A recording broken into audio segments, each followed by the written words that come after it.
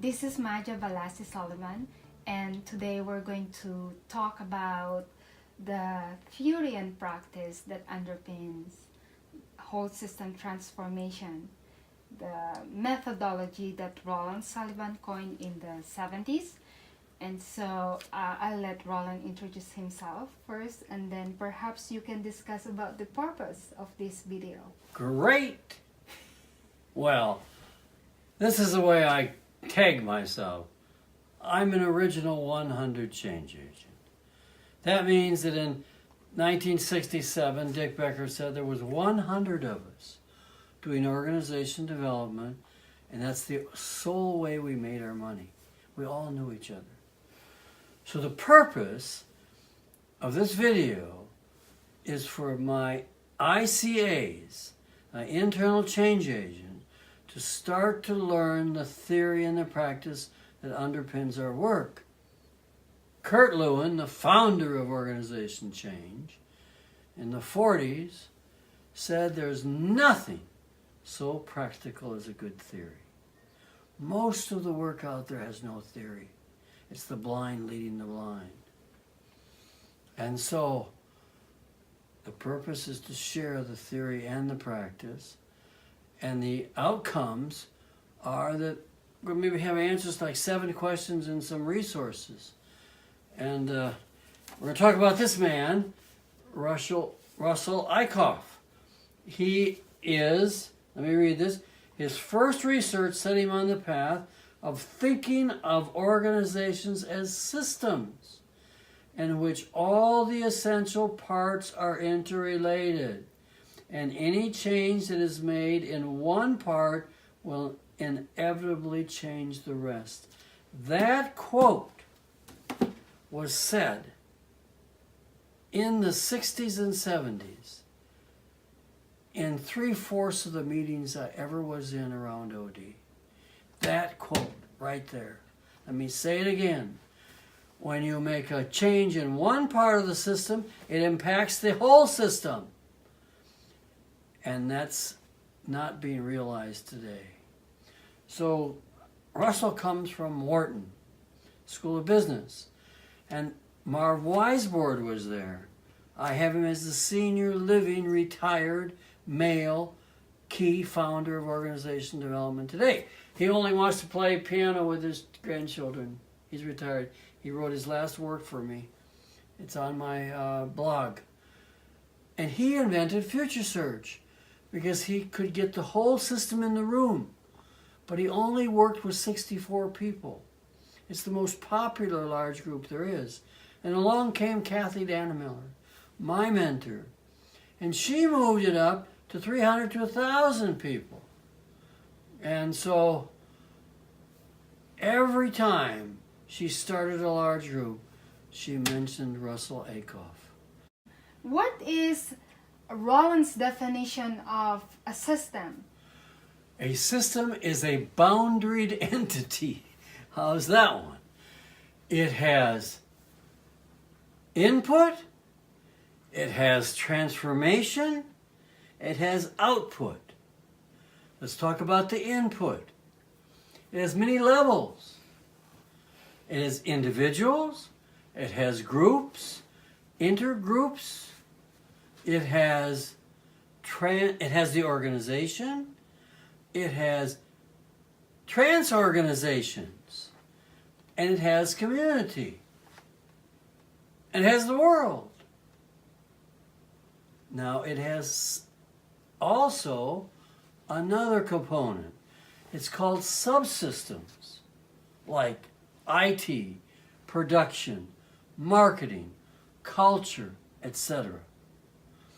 And each of these levels that we've got boundaried at the moment needs to go through transformation. They must dramatically change. They all must consciously shift in large groups, because that transformation just doesn't happen automatically.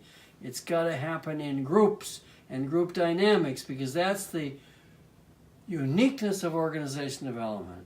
Curran coined Levine coined the phrase group dynamics. And then there's output. It goes someplace else. It goes to a customer. It goes someplace transformed and different. That's my definition. Our next question, Roland, is what is your definition of systems thinking? Well, simply, it's a mindset to view all interactive aspects of a boundaried entity. And organization development has something very unique to give the world. And that is we focus on relationships. Because the T group was all about relationships. And so when I'm defining system thinking, I am viewing the entire system and I'm looking for relationship leverage points where if we intervene among the relationships, we're going to transform the system. And so think of us as people. There's a new movement now about holistic medicine, about the holistic person. The holistic person has a brain and a heart. Mm-hmm. Okay?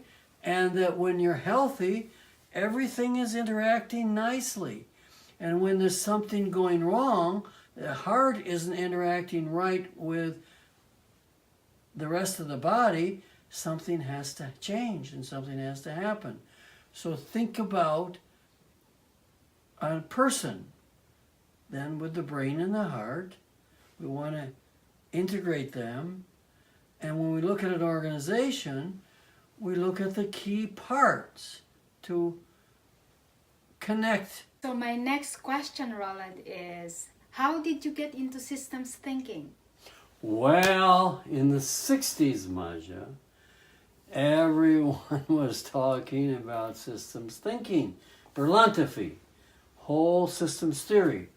He's not used anymore, but he gave us all the theory about systems.